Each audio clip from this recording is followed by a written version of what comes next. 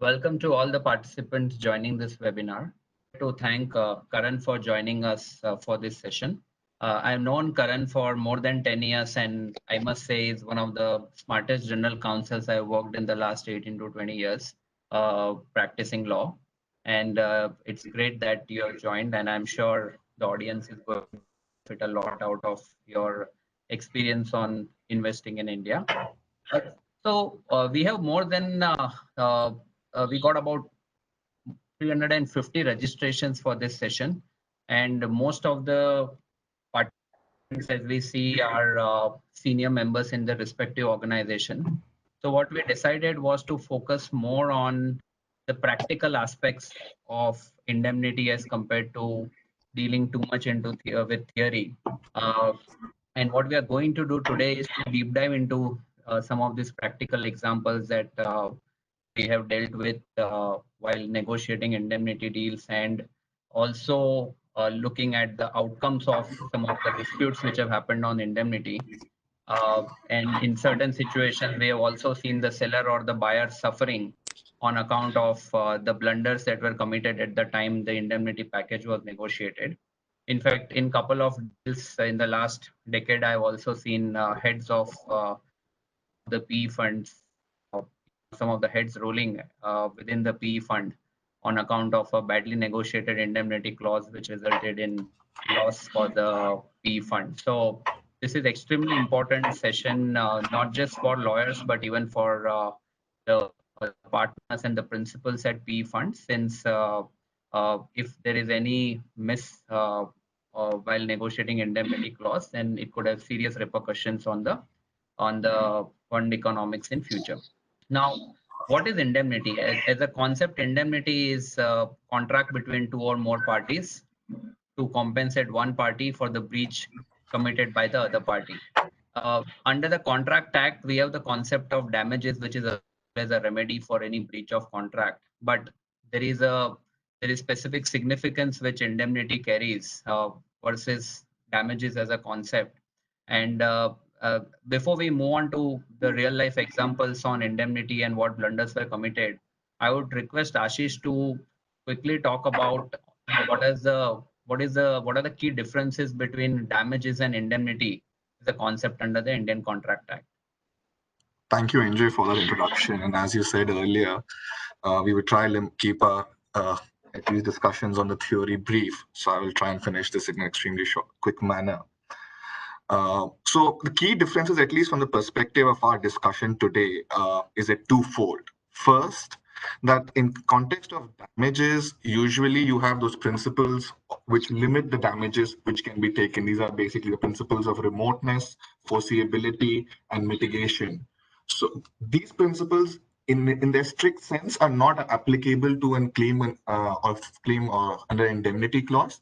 And therefore, this creates a key distinction between the amount which you can normally recover as damages and the amount which can normally recover as part of an indemnity.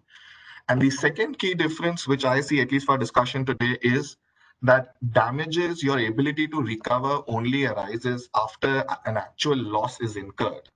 Namely, you have actually paid out the money or suffered that particular damage. Whereas in case of indemnity, you are typically protected against such actual loss as well. So instead of an actual loss being suffered, you can go ahead and protect yourself from the actual loss and claim from the other party at the stage of incurrence of a liability itself and not wait for the actual payout. So these are the two main differences that I see. Obviously, there are other differences as well between indemnity and damages, namely that indemnity can be for the conduct of any party, including a third party, whereas damages arise out of the conduct of the counterparty in terms of breaching your contract. And the other being that indemnity does not always presuppose a breach of contract, though indemnity normally is negotiated for breach of contract as well. It is not a pre-necessary condition. Whereas in case of damages, you definitely require a breach of contract to take place before you can go ahead and claim damages. So just in brief, these are the main differences between indemnity and damages, NJ, and back to you.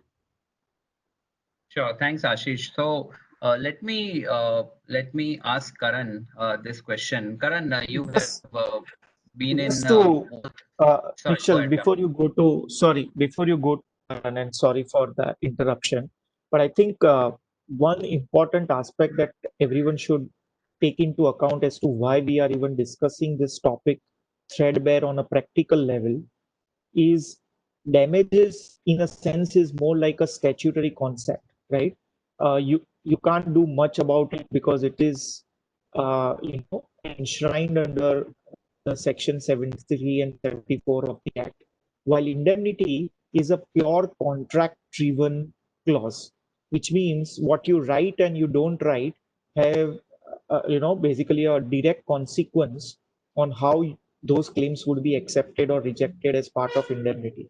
So while of course both are covered under the Contract Act in a statutory manner, but there is a lot more flexibility how you word your indemnity clauses versus how you word your damage clause, because the restrictions and the governing factors are broadly driven by law, while in indemnity it is driven by your contract, which can differ from one to another. So that's why it's even more important to negotiate it well. Sure. No, yeah, that makes sense. So let me ask Karan. Karan, you have been involved with number of exits for Bessemer Ventures. Uh, and I'm sure there will be lots of interesting situations you would have encountered with respect to indemnity language in while negotiating deals. So would you like to throw some light on the practical examples which you have seen both when, let's say, the fund is a seller or where the fund is a buyer? It need not necessarily be related to Bessemer. It could be with respect to any fund. If you can give a general perspective from a fund side on what are some of the mistakes or blunders that you have seen that the funds have committed when either they have been sellers or they have been investors in the portfolio company. Sure, I can do that. So let me just preface that first by making a point that fortunately at Bessemer we haven't, really had the occasion to make claims on indemnities very often, or conversely ever been sued on an indemnity. So a lot of what I will share is more practical experience which has come up while negotiating contracts and positions which parties take.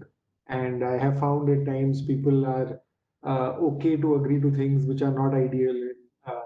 In other situations, people insist on the wrong thing. So I suppose this is a really interesting topic you've chosen. So, I just wanted to thank everyone at Nishad Desai and Associates, because clearly this is an important topic which people are not always very thoughtful about. There is this sense, in the community that it's all standardized, just sign a contract and move on. While actually there is a fair degree of nuance which can be brought into these contracts. So this is a very relevant topic. So first, I just wanted to thank you all for setting this up.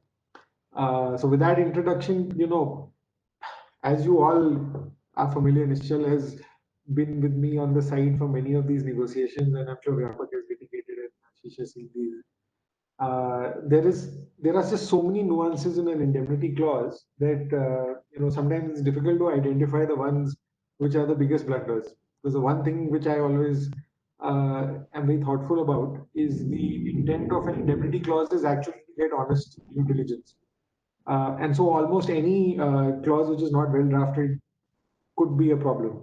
Now, having said that, there are two or three sort of obvious big ones which we think of both as buyers and sellers, because clearly most people usually think of funds as only buyers, but we do end up in happy situations also exiting for good money, and sometimes have to back up exits with indemnities.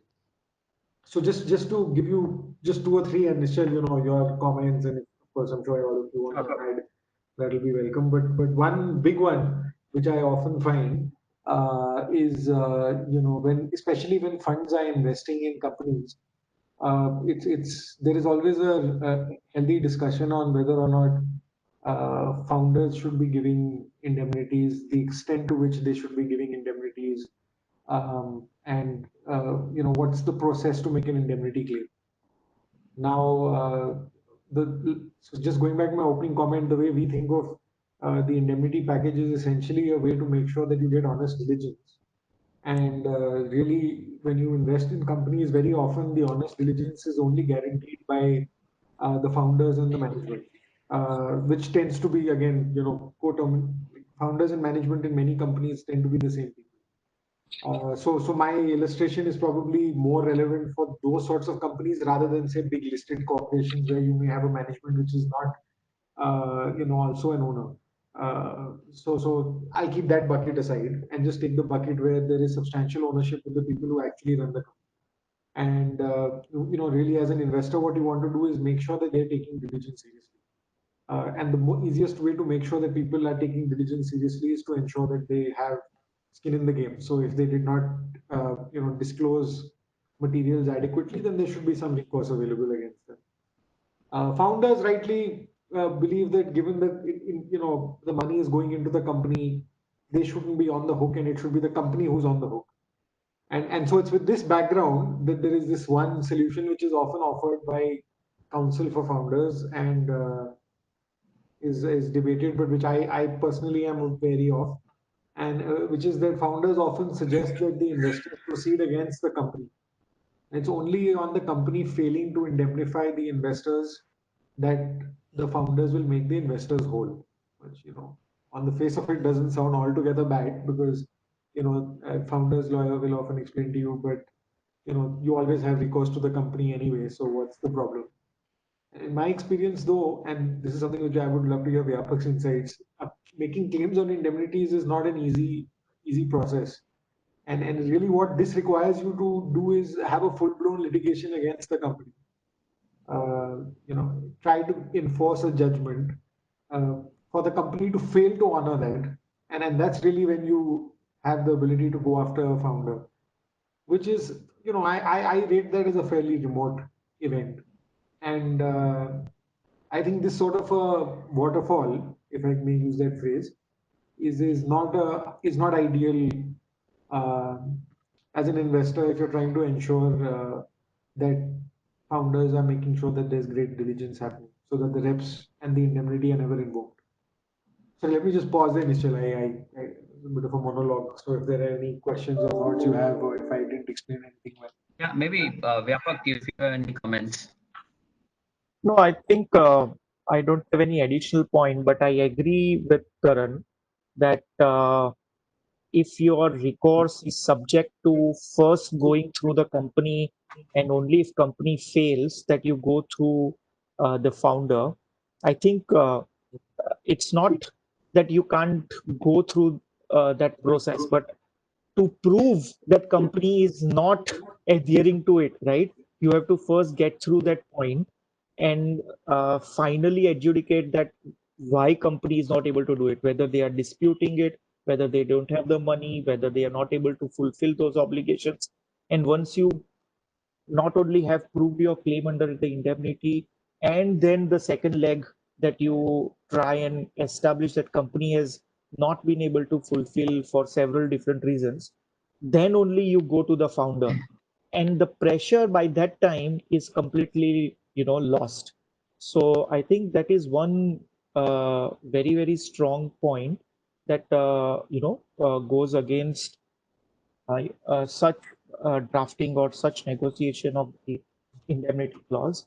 And the second part also in terms of uh, whether this is in a way some kind of a cap, right?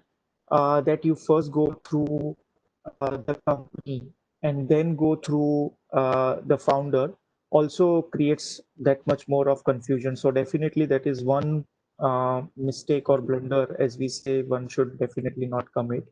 But we'll discuss many other examples as we go forward. Yeah, and Having I said think just that, one or two more points on this.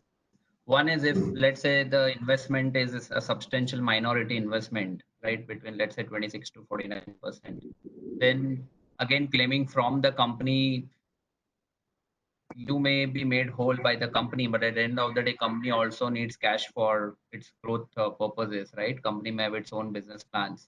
So to some extent, for compensating you for the breach of the past, you are even in a way compromising the future in certain situations where the promoters are not directly on the hook, and you have to first go through the company and then to the promoter.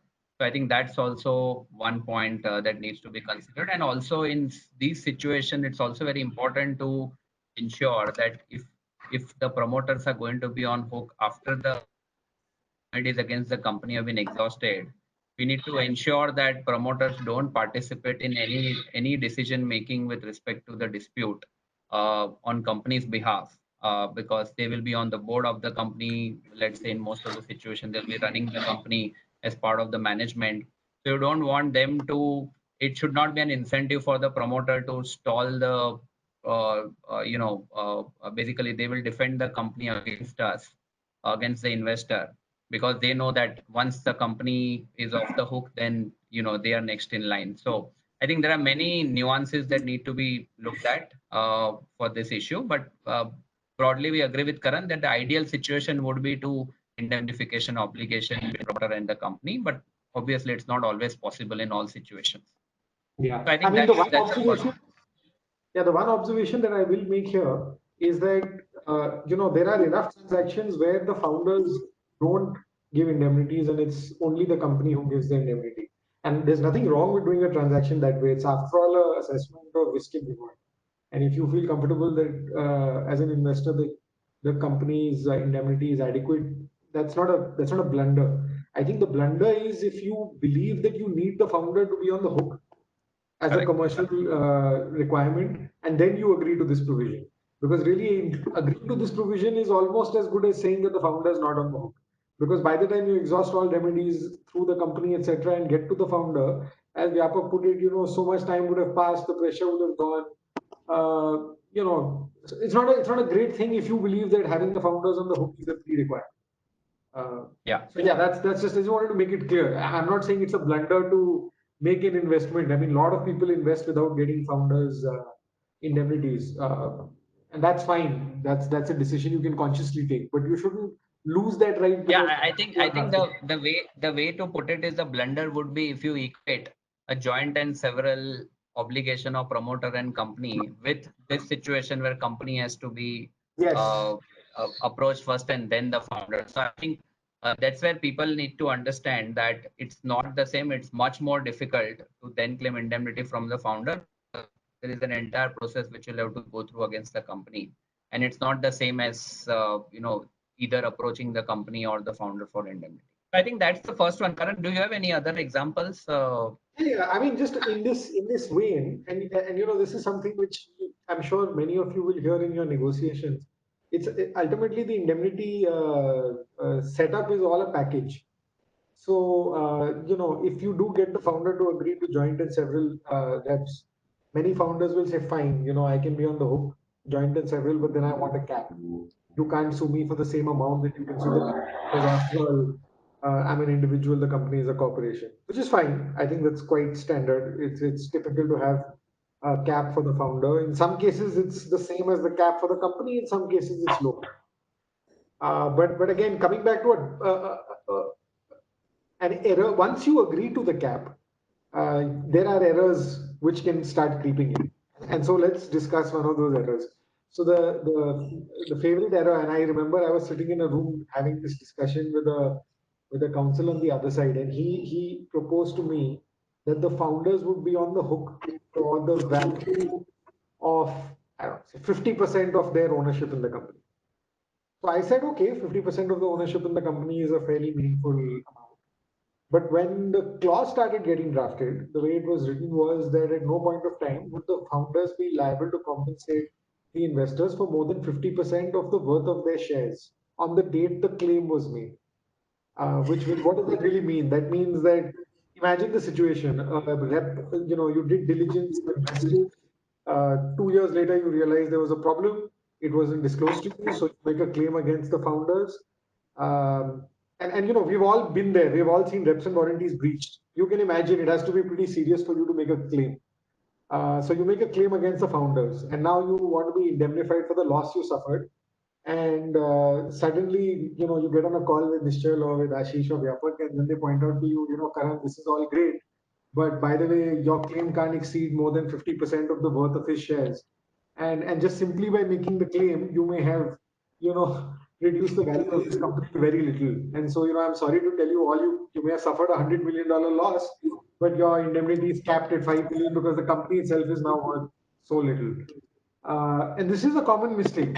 And so what we now do, this is one of those pet peeves, is we say, okay, if you want to cap it at 50% of the value of your shares, that's fine. Let's calculate what your shares are worth today. So if your shares are worth 10 crores today, let's say 50% is 5 crores. Let's have a discussion on whether 5 crores is adequate and acceptable. But I don't want to be in a situation where today the shares are worth 10 crores, but when I sue you, clearly in that situation, the likelihood is that the company is worth a lot less. That's why I took the decision to go ahead and do it. I'm certainly not able to sue you for more than 50 lakhs because your shares are now worth only 1 crore. The company's value is diminished. So that's like I said, that's an error where you commercially are okay to cap it at a reasonable amount, but you express it in a way which you never really intended to. Again, I don't know if that was clear, Mr. If you want to add, Vyapak, Ashish.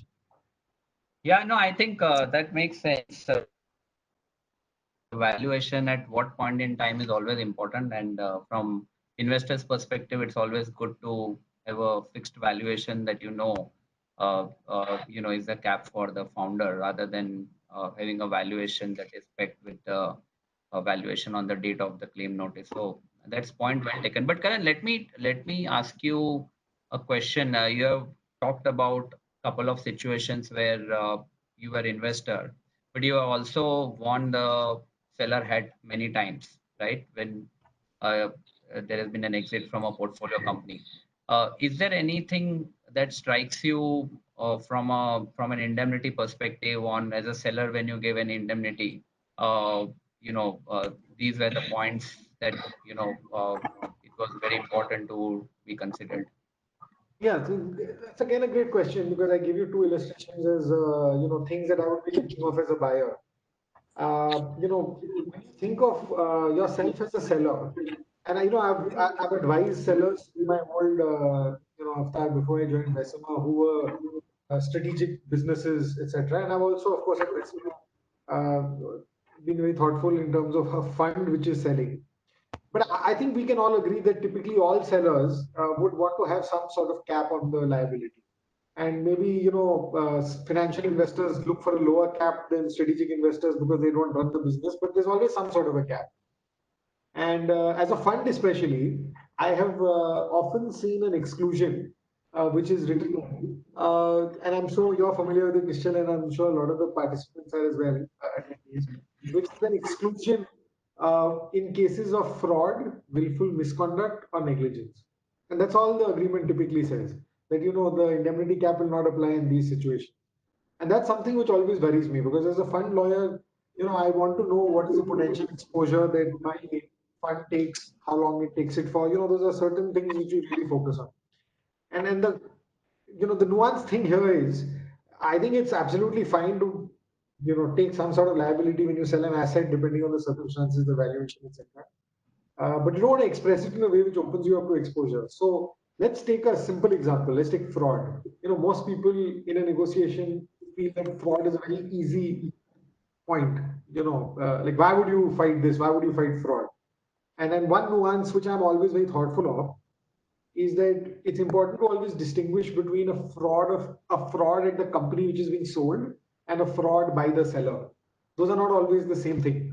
The company may have had employees who were committing fraud, which the investor who is selling himself had no knowledge about. And of course, that's a breach of a rep which should be dealt with, but I don't think that is properly something which should be excluded from liability. Of course, what I'm very willing to say in many situations as an investor, depending on the circumstances, of course, is that I haven't committed a fraud. If I've committed a fraud personally and I'm involved and I'm complicit, naturally you can sue me.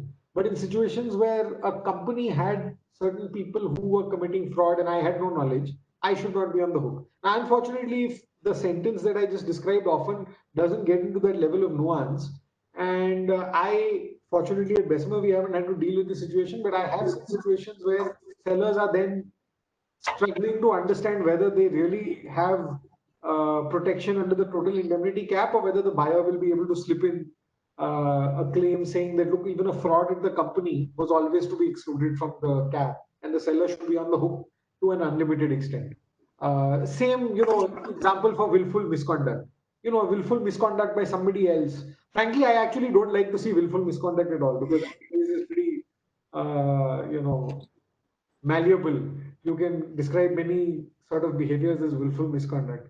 So anyway, I think the big picture comment, and then I'll stop, is that be very thoughtful when you're looking at the clause which excludes your limitation on liability, because that's when you Okay. suddenly go into the realm of not knowing where it stops. Sure. No, that makes sense. When this is a very important point because typically for fraud there is no cap, and no fund likes to take unlimited cap, for indemnity. So I think this point is very important. And let me ask Vyapak. Vyapak, you have dealt with number of disputes with respect to indemnity. Would you like to share your thoughts on some of the mistakes or blunders that you have seen, the sellers or the buyers committing in M&A deals? Sure. And again, before I go into it, just one short point on what we were discussing earlier on caps, particularly for indemnities. What happens is when you are talking about indemnity and then even caps, so far as indemnity is concerned, what typically slips into the contract is also limitation of liability clause or exclusion to damages clause, right? Because while you are negotiating an indemnity very, very, aggressively and thoroughly, you sometimes put it as part of limitation of liability that look, this is the only remedy, you won't go further down or anything of that nature. So at one end, while you are putting a cap like what Karan was talking about, on the basis of value of shares and not defining that cap in numbers, but on the other hand, what you may also lose out is your remedy on other statutory rights to claim damages, because then you will generally end up also having a limitation of liability or a exclusion to damages clause. So I think that is also something you need to look at hand in hand while discussing the caps. Now, coming to some Yeah. other examples as to what typically we have seen the indemnity claims for. I think without, of course, taking names and uh, the clients and any reference, but one specific indemnity which we have usually seen, and the losses are uh, typically very high in the minds of the buyer, right? Is where there are misrepresentations or where there are warranties which are not fulfilled, which goes into the root of the projections. So I'll give you one simple example. There may be certain approvals or renewals, whether for lease properties or for regulatory approvals, which affect the running of the business or expansion of the business as things go, further down. And while it looks very innocuous that okay, if one lease renewal or one approval is delayed, how does it matter, or you cannot put it in form of any numbers. The projections based on which the valuations happen actually take those renewals and approvals into account, and therefore you have already taken that projections to next 3 4 5 years, and then the nth level and came back to the the discounted value. So it can have multiple effects on the valuations, and the losses can be manifold.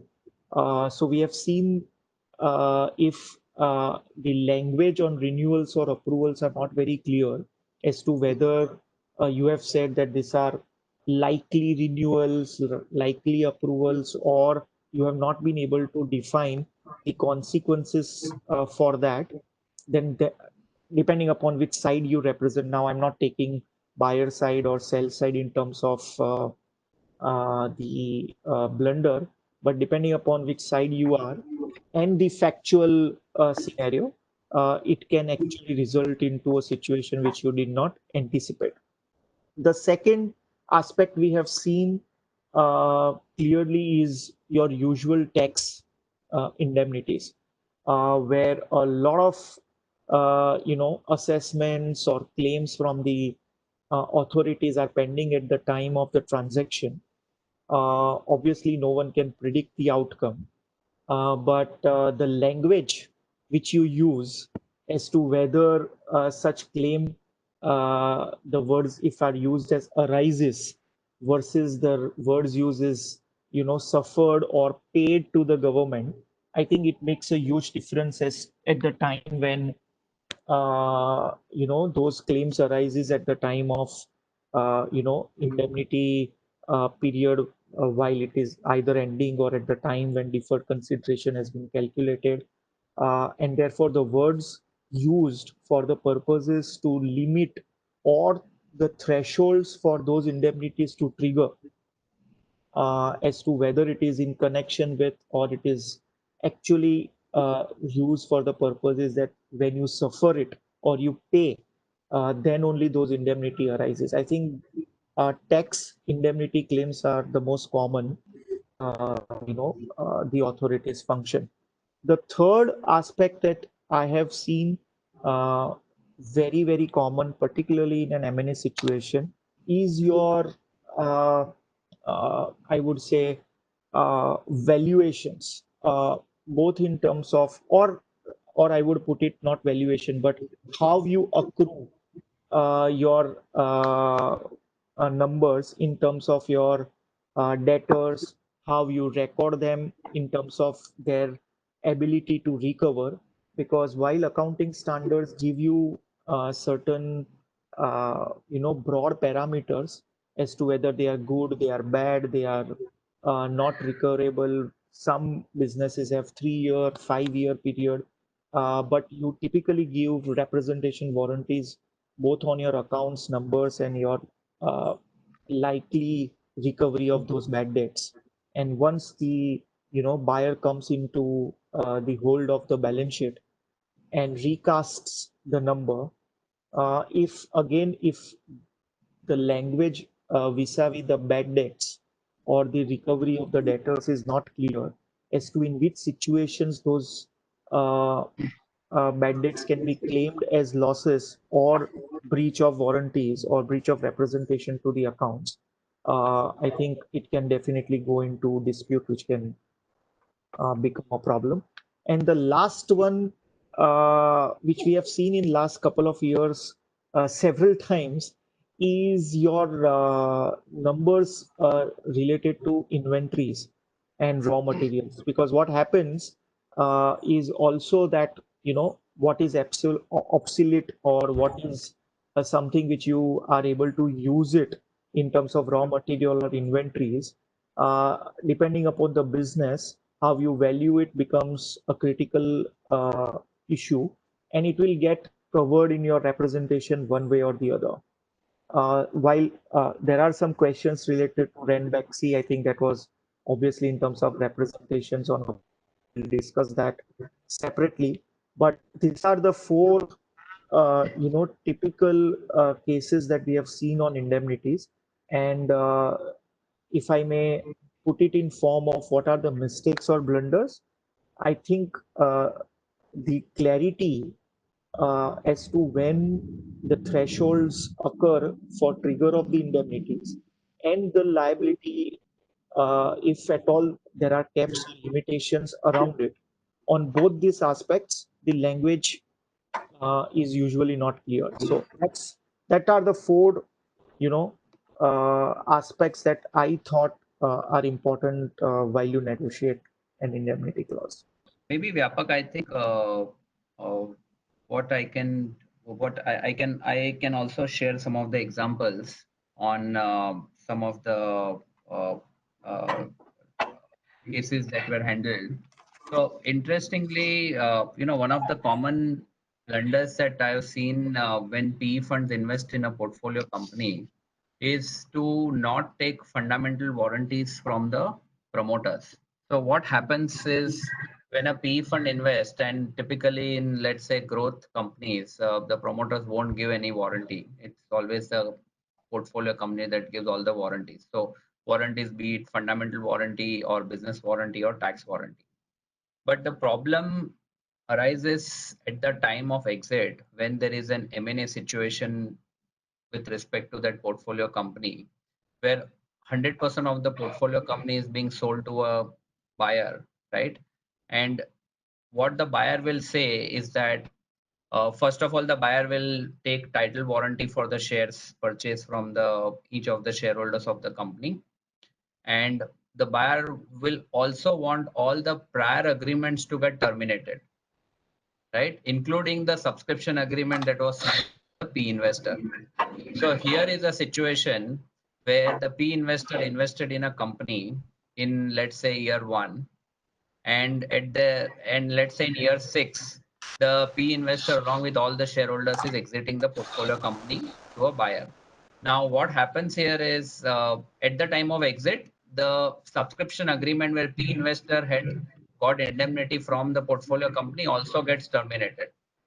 So on one hand, the P investor is giving a title warranty to the buyer in the M&A situation, and on the other hand, the P investor's indemnity right against the portfolio company terminates because the subscription agreement gets terminated, because no buyer would want any claim against the company after the company has been bought. So this is one common situation which could become very dangerous. In fact, in one of the recent situations, there was a title claim on shares that came after 12 years of the shares being issued by the company, and it became a big issue. Now imagine a situation where, let's say, in year 1 the P investor subscribed to the shares, in year 6 the P investor with all shareholders exited from the company, and in year 10, let's say there is a third party claim that comes from the third party, where the title of the shares which was issued to the P investor gets questioned. What is going to happen is the P investor does not have any control, does not have any indemnity from the company, but the P investor will still have to indemnify the buyer for the loss that the buyer incurs on account of the wrongful title of the share. So this becomes very important. At least fundamental warranty should be taken from the promoter also. Business warranty, tax warranty can be taken from the company, but for fundamental warranty, especially for title of shares, the promoter should definitely be on hook, whether it's a VC deal or a PE deal. So this is one interesting situation that we came across. The second situation which we typically look at, and this is again, this was a deal where, when we looked at the documents, when the clients came to us, when the dispute happened, and we saw the document, the way the tax indemnity provisions were negotiated. So our client was the buyer, and who came after, so we were not involved in the deal, but they came to us for the dispute. When they came to us for dispute and we looked at the agreements that were drafted, one of the things that happened was that in the withholding tax indemnity, typically we have a provision that in case there is any deposit that needs to be made to the tax department, even before the loss has been actually crystallized, the same has to be paid by the seller and not by the buyer. So this is called out of pocket. Of the investor should never be out of pocket as far as cash is concerned.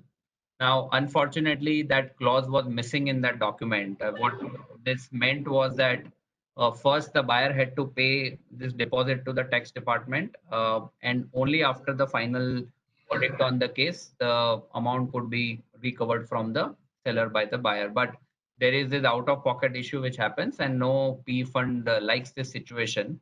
And hence the concept of out of pocket is very important to be built in the indemnity provisions. The third interesting situation that we came across was in a situation where there was a seller who negotiated different baskets, different indemnity caps. I request Ashish, if you can just put your phone on mute. Thanks. So what happened in this situation is there was separate caps negotiated for business warranty, fundamental warranty, and tax warranty. And so let's say business warranty was 30%, tax warranty was let's say another 20%, and fundamental warranty was 100%. But where the seller missed out was on capping the warranties together to 100% of the consideration. So typically you have both the clauses in the document. First is you have individual caps for various warranties, and then you also have an overall cap. Now, because in this situation there was no overall cap, technically it could mean that for fundamental warranty there is 100, for business warranty there is 30, and for tax warranty there is 20. So 150% is the overall cap if everything goes wrong, right?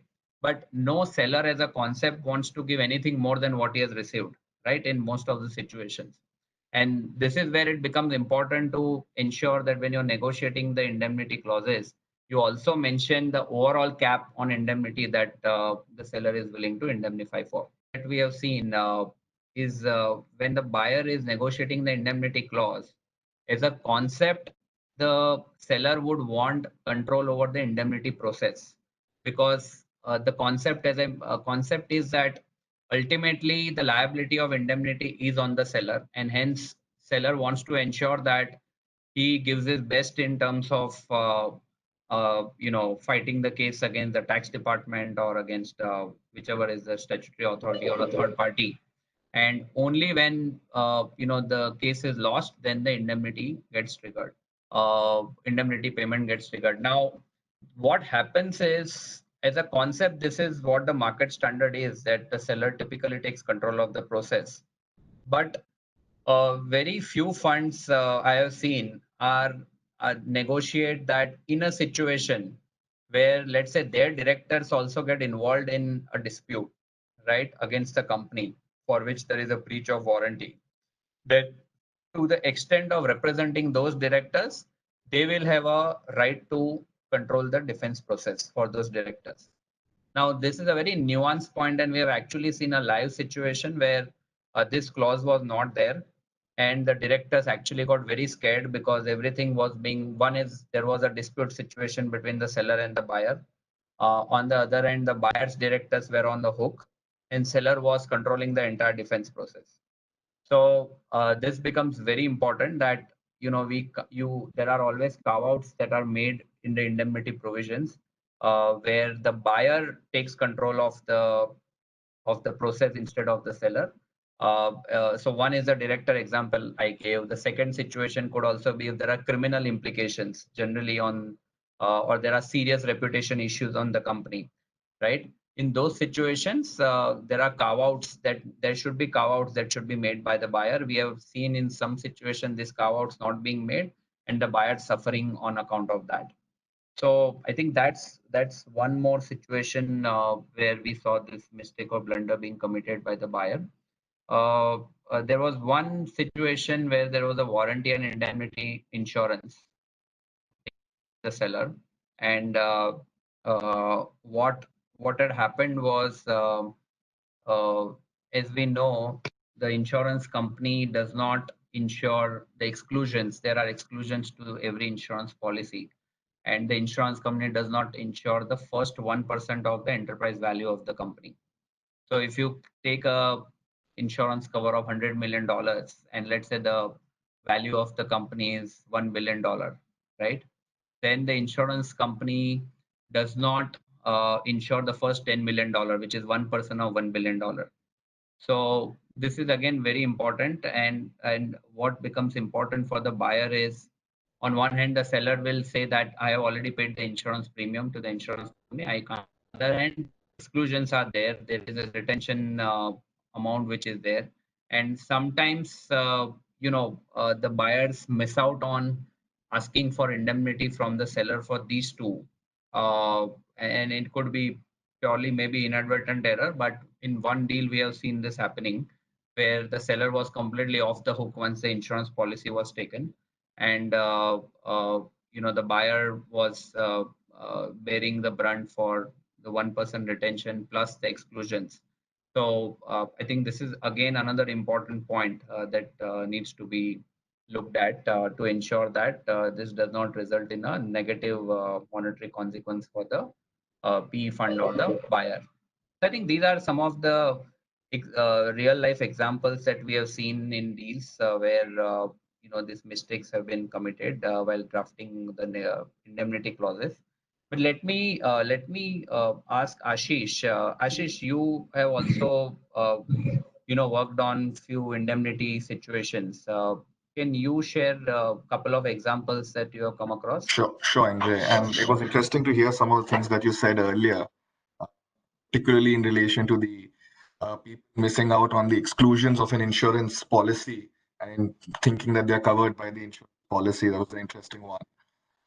In my experience, and in few cases, that a common point which has emerged very often, and this is something which is also I see in many indemnity clauses. Now, typically, when parties, there is always an attempt to ensure that you are indemnified and you get what otherwise you would have in law if you had made a claim. And therefore, to an extent, they always, it's very often in clauses, it is written that punitive losses will not be granted. Uh, Ashish, can you be closer to the microphone? At least Sure, not move around. It's sure. breaking. Is this Yeah, better now? yeah, this is better. All right, perfect. So just saying that again, that normally we have seen in contracts, and this defense is very often raised because language in the indemnity clauses, there's always an statement which is typically added and without much discussion or thought to that extent, is that punitive, exemplary, or consequential losses will not be granted or will not be covered by the indemnity. Now, we understand to the extent of punitive and exemplary, but people should be careful when using the word consequential because that could have certain consequences under law. And very often, using this particular exclusion, that consequential losses are excluded, things which would have normally be covered, or particularly things or losses which both parties knew or could foresee would result from a particular breach of a clause, could sometimes also be seen as a consequential loss and not be covered by the indemnity. In certain cases, loss of profit claims typically fall within this exception of consequential losses. So while negotiating the indemnity clause, I think whether it depends on from which side you are on, but one should be careful when using the or excluding consequential losses. This is the first one, and I think this defense has also been raised in a number of cases, and also now one of them is in the public domain in form of the Daiichi or the Daiichi matter, which was there. And the second one, which we've typically seen, because tax indemnity is a very common form of a remedy which is invoked and many parties come for that, and probably due to the Indian sort of tax regime. And this is something which you and Vyapak both earlier resonated. And I'm also bringing the same point again, but from a different perspective, which is it's not just the language of indemnity which you should be careful about, but it is also the language of the warranty which you should be careful about. Because typically your indemnity is you say that look, you will be liable to indemnify for any breach of any warranty. Now, we've seen in this, in fact, in this also happened in the Sahara case, where the language of the warranty required reimbursement of tax liabilities or which are suffered or incurred by the company. Now, the usage of word reimburse over there basically meant the same thing that Vyapak or Nishil was saying earlier, that you have to first pay to the tax authority and then come back and claim against the counterparty or the indemnifying party. And therefore, even though there was an indemnity, and typically parties presume that when you are taking an indemnity, it is not that when you actually suffer a loss, but you will be prevented and you'll be protected from making any payments altogether in the first place. But because of the language of the warranty which was drafted and which was not basically seen at that point in time, there were subsequent consequences and you could not get the full benefit of the indemnity which is there. So I think, Nishil, just from my experience, these are a couple of points which come out. I think you, Vyapak, and Karan earlier have debated most of the points. So I'll just keep it over here. And I think now we have around 5 minutes, and I see there are multiple questions which are there. Yeah, we can take some of the questions. So I think the first question I can see is from Sarika Agarwal on in case of fundamental or title indemnity or warranty, what is the time period to trigger this?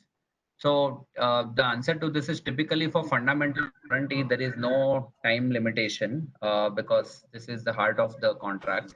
And there, as and when there is a breach, even if it's 10 years, 12 years, 15 years down the line, the claim can be filed against the indemnifying party. As far as so there is no cap on the indemnity period. As far as the liability cap for indemnity is concerned for fundamental warranty, we have seen two situations. In certain situations, the sellers wanted to be capped at 100% of the consideration. In other situations, we have also seen unlimited indemnity, because as I mentioned, this is the most important part of the contract, that is the shares that are bought. So I think that's the answer on the fundamental warranty. There is one more question from Aviral on what happens in case there is a material contingent liability and what are the typical indemnity structure and caps for that. So it depends. Sometimes, so there is a concept of general indemnity and there is also a specific indemnity. Now, if there is a liability which is contingent, but is that if the outcome of that contingent liability is going to be negative, then it's going to become a real accrued liability, and that's going to result in loss to the company. Then typically what we do when we represent PE funds or buyers in M&A deals is to have a specific indemnity from the seller with respect to that particular material contingent liability rather than relying on general indemnity, where and in this specific indemnity, we don't have any caps in terms of the liability cap or even any cap on when the claim can be made. So it's an unqualified specific indemnity that is taken when there is something material which is there, which has not happened, but there is a possibility of something happening in future. Ashish, you wanted to take some one of the questions, right? Yeah, sure. Before that, just to add on the contingent liability, and Ashish, you can look at the questions again. So I think this is one example which I was also in a way referring to is, some of this liabilities are, when we say contingent, are because either, let's say, a litigation is pending or there is a litigation with the government vis-a-vis certain business operations, approvals or a regulatory levy or a penalty or otherwise. And some of this, and why you generally don't keep a cap, is some of this actually hit not only the business from a past event perspective for which it is a contingent and pending any sort of adjudication, but it affects the ongoing ability of the business to run as expected at the time when you did the deal, and therefore the losses can be manifold, and not just the non-approval or the penalty which is levied because of that contingency. So you need to be very careful.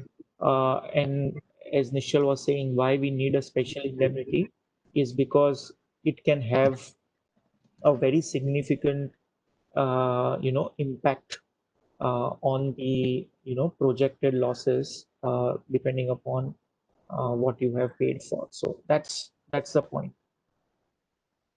Sure.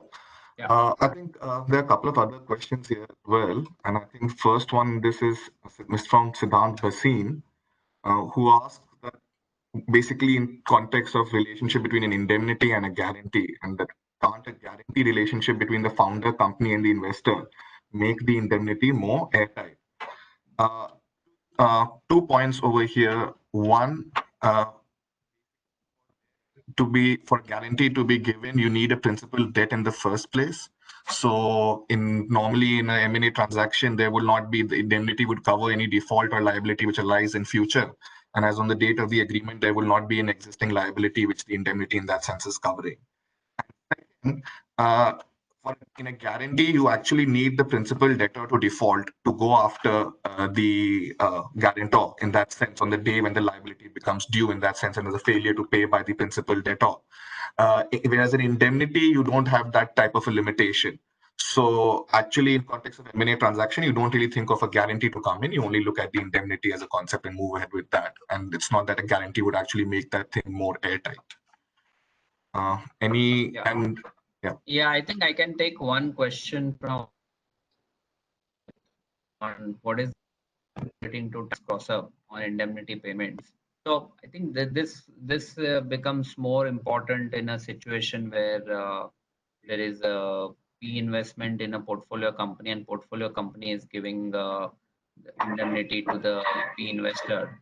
And here the concept of gross up. So one is the let's talk non-tax gross up, and second is the tax gross up. In non-tax gross up, the concept is that if let's say the P investor is holding 20 in the company, right, and 100 rupees the loss suffered by the company. When the P invest, let's say if the company pays 20 rupees to the P investor is actually giving 4 rupees to himself, because 20% of 20 rupees, that is 4 rupees, belongs to him.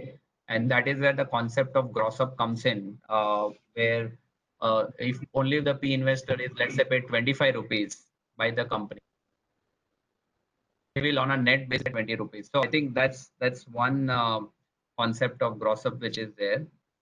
Tax gross up concept is again highly negotiated, but one concept, one view there is that when the P investor or the company incurs any loss, they are anyways getting a deduction for tax purposes, and hence when the indemnity payment is received by the indemnified party or the P investor, it gets offset in the P&L account.